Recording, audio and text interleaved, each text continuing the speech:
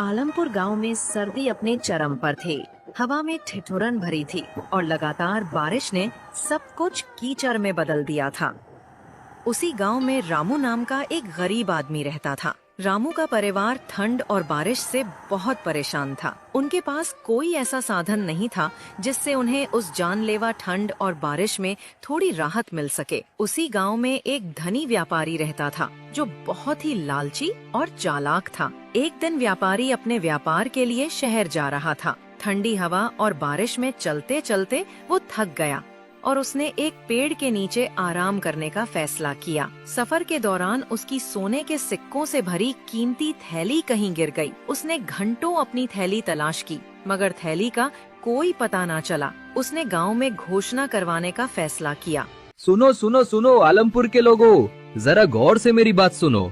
व्यापारी हरि सिंह की सोने के सिक्कों से भरी थैली कहीं खो गई है। जो भी गांव का आदमी सोने के सिक्कों की थैली को तलाश करके व्यापारी जी को लाकर देगा, उसे 15 सोने के सिक्के इनाम में दिए जाएंगे। इस ठंड और बारिश में अपनी किस्मत आजमाओ और जल्दी से उस थैली की खोज शुरू करो। अरे ये व्यापारी हमें क्या मूर्ख समझता है जो इस जानलेवा ठंड और बारिश में हम इसके सोने के सिक्के की थैली ढूंढते फिरें। और अगर मान भी लो कि किसी गांव वाले ने थैली तलाश करके व्यापारी को दे भी दी तो ये उसे एक सोने का सिक्का भी नहीं देगा। ये सब उस लालची की चाल है। तुम सही कहते हो भाई। अगर मुझे इसकी थैली मिल गई तो मैं कानो कान किसी को खबर भी नहीं होने दूंगा और अपना बोरिया बिस्तर बांधकर किसी दूसरे शहर में चला जाऊंगा। पूरे 2 दिन गुजर गए लेकिन व्यापारी की सोने के सिक्कों की थैली का कुछ पता न चला। वो घोषणा करने वाले से कहने लगा, मेरी वो थैली मेरी जिंदगी भर की कमाई है, मेरे खून पसीने की कमाई। सालों तक मैंने रात दिन मेहनत की, तब जाकर वो सोने के सिक्के इकट्ठे किए थे। मुझे नहीं लगता कि इस ठंड और बारिश में कोई मेरी थैली को ढूंढने की कोशिश करेगा। अगर किसी को थैली मिल गई और उसने ईमानदारी से लौटा दी तो मैं उसे एक सोने का सिक्का दे ही दूंगा उसकी मेहनत का। लेकिन अगर किसी ने चालाकी करने की कोशिश की तो मैं उसे बख्शूंगा नहीं। जी व्यापारी जी, आप बिल्कुल चिंता मत कीजिए, आपकी थैली आपको जरूर मिलेगी। मैं पूरे गांव में जासूस फैला दूंगा। जैसे ही वो थैली किसी को मिलेगी वो तुरंत ही हमें बता देंगे। उधर रामू की पत्नी सीता अपने पड़ोसन लक्ष्मी के साथ अपने घर के बाहर बैठी थी।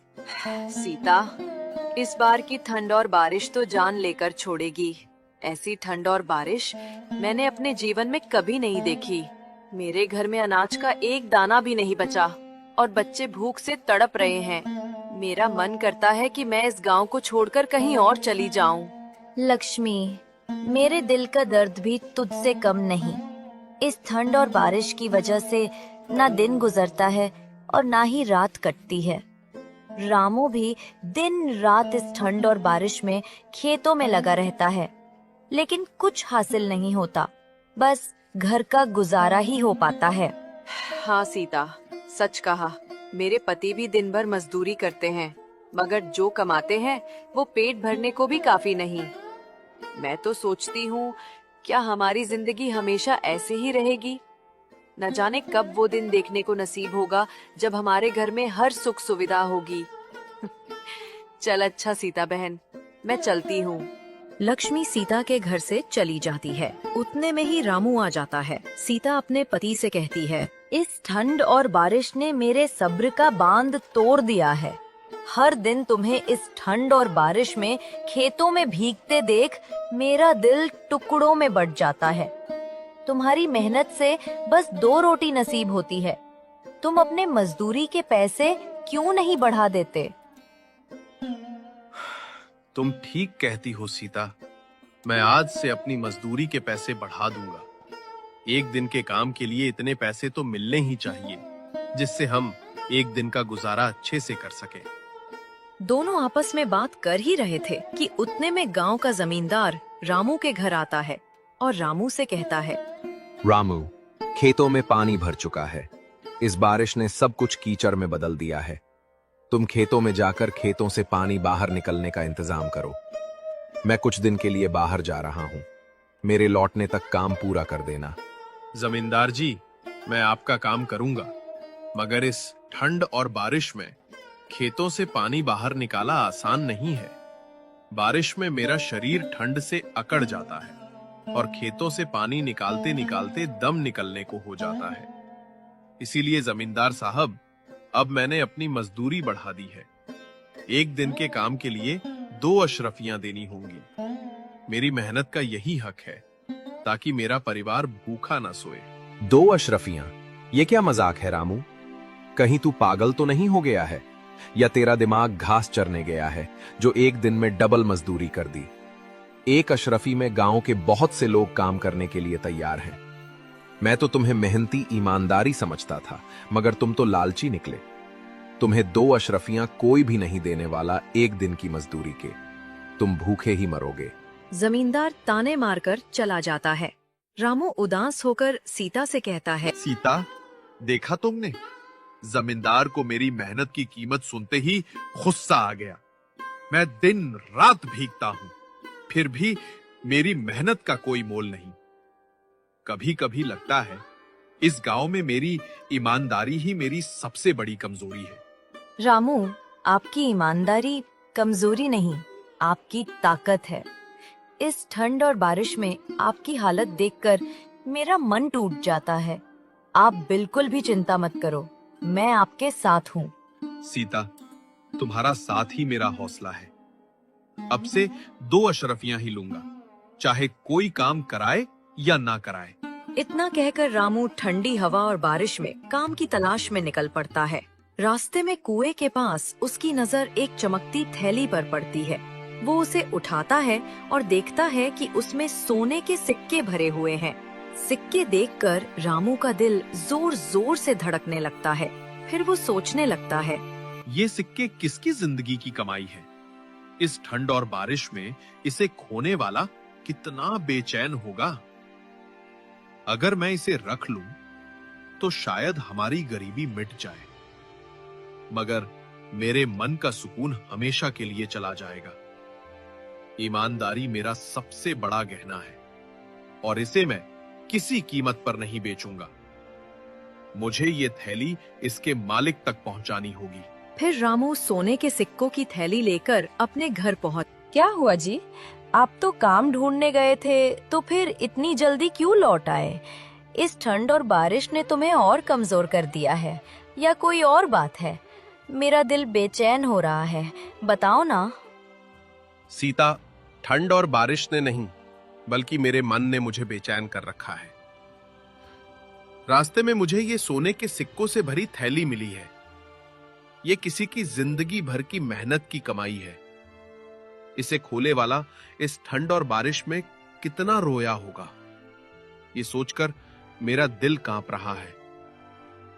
जिस किसी की भी ये थैली है, मैं उसे ये थैली लौटा दूंगा, वरना मेरी आत्मा मुझे कभी माफ नहीं करेगी। ये आप क्या कह रहे हैं? जी पाई हुई चीज भी कोई वापस करता है क्या? अरे ईश्वर ने ये सिक्के हमारी गरीबी को देखकर दिए हैं। ये सोने के सिक्के हमारी जिंदगी बदल देंगे और हमें इस गरीबी से छुटकारा मिल जाएगा। अब और नहीं जीना मुझे ऐसी जिंदगी जहाँ हर चीज को तरसना पड़ता है। लेकिन सीता, हम किसी दूसरे का धन कैसे रख सकते हैं? पता नहीं उस आदमी ने ये सोने के सिक्के किस काम के लिए रखे हों। क्या पता वो अपनी बेटी की शादी का सामान लेने जा रहा हो और ये सिक्के की थैली उसकी जेब से निकलकर गिर गई हो। सीता, कुछ भी हो सकता है। इसीलिए मेरा दिल नहीं मानता कि मैं इन सिक्कों को अपने पास रख लूं। अगर तुम ये थैली उस आदमी को लौटाना चाहते हो तो लौटा दो, लेकिन मेरी एक शर्त है। अगर 7 दिन के अंदर तुम्हें पता चल जाता है कि ये सिक्के किसके हैं, तो तुम उसे लौटा देना। अगर 7 दिन के अंदर पता नहीं चलता है, तो फिर इन सिक्कों पर हमारा अधिकार हो जाएगा। ठीक है सीता, मैं 7 दिन तक इंतजार करूंगा। अगर इन सिक्कों के मालिक का पता चल जाता है, तो मैं ये सिक्के उसे लौटा दूंगा। अगर पता नहीं चला, तो जैसा तुम चाहो इन सिक्कों का इस्तेमाल कर सकती हो।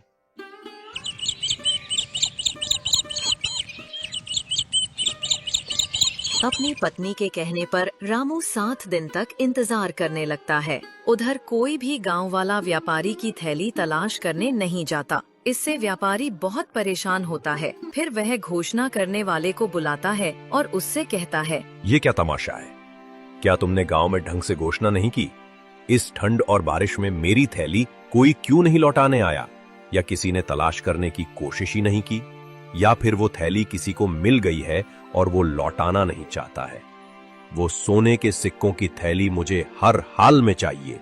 अगर वो थैली नहीं मिली तो मैं बर्बाद हो जाऊंगा। व्यापारी जी, मैंने तो इस ठंड और बारिश में भी गांव के हर कोने में डिंडोरा पीट दिया था। मैंने कहा था कि थैली लौटाने वाले को 15 सोने के सिक्के इनाम में मिलेंगे। अब तक तो किसी न किसी को आ जाना चाहिए था। तुम एक काम करो, इस बार दोबारा घोषणा करो और इस बार आधे सिक्के इनाम में देने की घोषणा कर दो। लेकिन व्यापारी जी, अगर आप आधे सिक्के इनाम में दे दोगे तो आपके पास क्या बचेगा? आपका तो उसमें कोई फायदा नहीं होगा। फायदा होगा। एक बार कोई सिक्के लेकर आए तो सही। मैं उस पर चोरी का इल्जाम लगाकर उसे एक सिक्का भी नहीं दूंगा।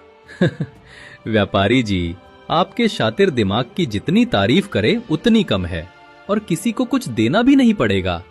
अब तुम ज्यादा देर मत लगाओ, जल्दी से गांव में घोषणा कर दो कि सिक्के वापस करने वाले को आधे सिक्के मिलेंगे।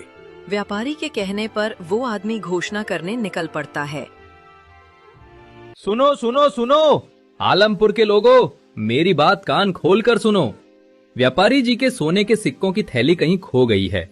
जो भी थैली को तलाश करके व्यापारी जी को लौटाएगा, उसे 15 नहीं बल्कि आधे सोने के सिक्के मिलेंगे।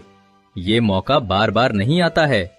इस ठंड और बारिश में जल्दी अपनी किस्मत आजमाओ और थैली को ढूंढकर व्यापारी जी को लौटा दो।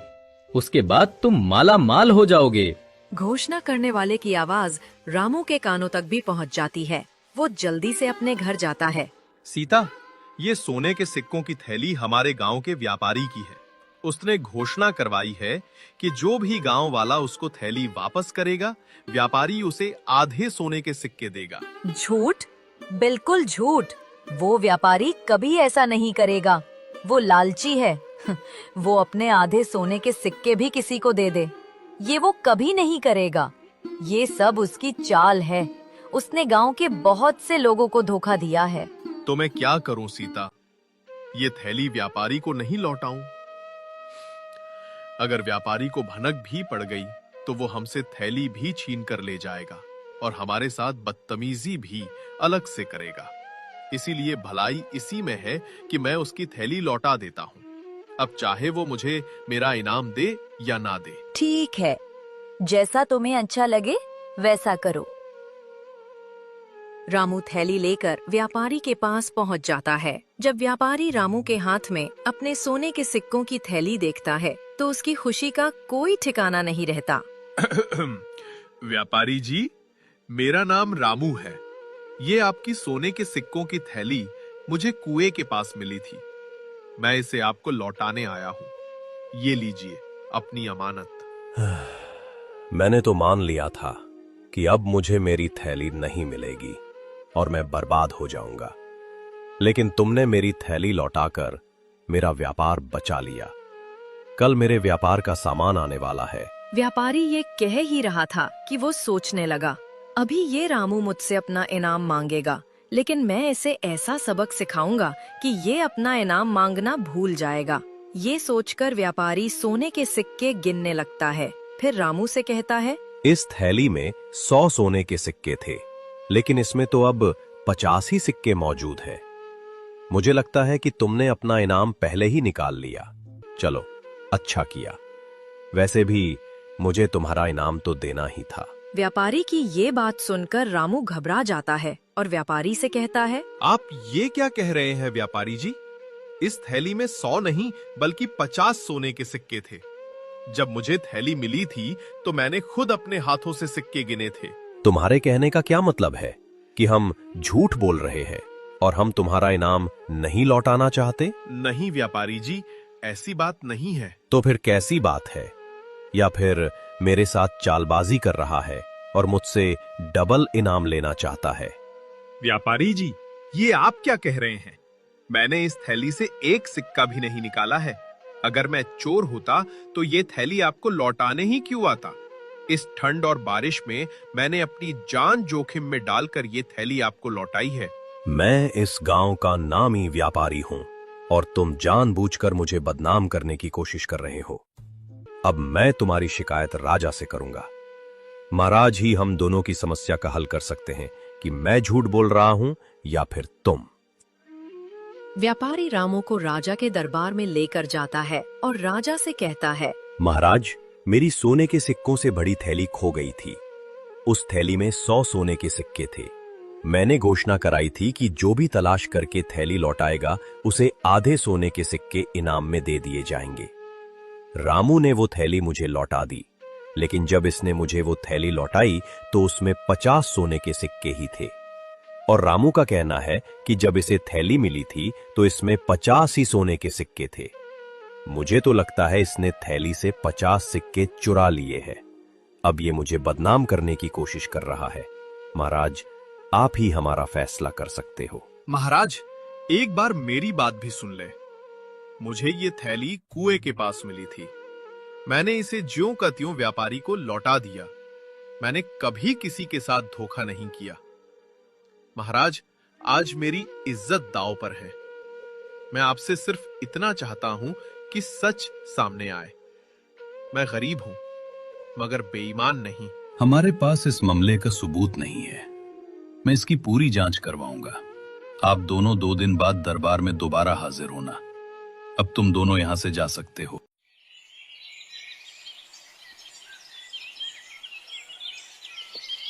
दो दिन बाद राजा दोनों को फिर बुलाता है और उन दोनों से कहता है, व्यापारी, तुमने कहा कि तुम्हारी थैली में 100 सोने के सिक्के थे, तो ये 50 सोने के सिक्कों वाली थैली तुम्हारी कैसे हो सकती है? तुम अपनी 100 सिक्कों वाली थैली को तलाश करो और रामू, ये 50 सोने के सिक्कों की थैली तुम अपने पास रखो। अगर 2 हफ्ते के अंदर इन सिक्कों का मालिक थैली लेने आता है तो तुम उसे लौटा देना, वरना ये थैली तुम्हारी हो जाएगी। फिर तुम जैसा चाहो इसका इस्तेमाल कर सकते हो। राजा की बात सुनकर व्यापारी गुस्से से तिलमिलाता है, मगर वो कुछ भी नहीं कर सकता। वो अपने जाल में खुद ही फंस गया था, इसलिए वो चुपचाप अपने घर लौट जाता है। व्यापारी के जाने के बाद राजा रामू से कहता है, रामू, मैंने पहली ही नजर में व्यापारी का लालच देख लिया था कि वो तुम पर झूठा आरोप लगा रहा है। इसीलिए उस व्यापारी को उसकी करने की सजा मिलनी ही चाहिए थी। अब तुम अपने घर जा सकते हो और अब ये सिक्के तुम्हारे हैं। इन पर सिर्फ तुम्हारा अधिकार है। महाराज, आप बहुत महान हैं। हम बहुत खुश नसीब हैं जो हमें आपके जैसा न्याय प्रिय राजा मिला। राजा रामू से खुश होकर उसको ढेर सारा धन देता है। उसके बाद रामू अपने घर लौट जाता है। फिर वो अपनी पत्नी को सारी बातें बताता है कि किस तरह राजा ने उस लालची और धोखेबाज व्यापारी को सबक सिखाया। ये सुनकर सीता बहुत खुश होती है। ये सब तुम्हारी सच्चाई और ईमानदारी का चमत्कार है। मुझे विश्वास ही नहीं हो रहा कि वो सिक्के राजा ने हमें दे दिए हैं और तुम्हारी ईमानदारी से खुश होकर इतना सारा धन भी दे दिया। लेकिन अब मैं चाहती हूँ कि तुम व्यापारी के सिक्के वापस कर दो। उसे अपने लालच की सजा मिल चुकी है। वो समझ गया है कि झूठ बोलने का क्या नतीजा होता है। ये उसकी मेहनत की कमाई है, इसलिए उसी के पास जाना चाहिए। किसी का हक मारना हमें शोभा नहीं देता। सीता, तुमने मेरे मन की बात कह दी। चाहे व्यापारी ने मेरे साथ गलत किया, मगर हम उसकी तरह नहीं बन सकते। अगर हम उसकी थैली रख लेंगे तो हमारी ईमानदारी का क्या मोल रह जाएगा। मैं इसे लौटाने जा रहा हूं। रामू थैली लेकर व्यापारी के पास पहुंच जाता है। रामू को देखकर व्यापारी गुस्से से आग बबूला हो जाता है और रामू से कहता है, अब क्या लेने आया है रामू? सोने के सिक्के तो मिल ही गए तुझे, अब क्या मेरी जान लेने आया है? मैं आपकी जान नहीं, बल्कि आपके सिक्के वापस करने आया हूं। मैं नहीं चाहता कि मेरी वजह से आपके साथ अन्याय हो। ये लीजिए अपने सोने के सिक्कों की थैली। रामू, आज तुमने मेरी आंखें खोल दी है। मैंने लालच में अंधा होकर तुम पर झूठा इल्जाम लगाया।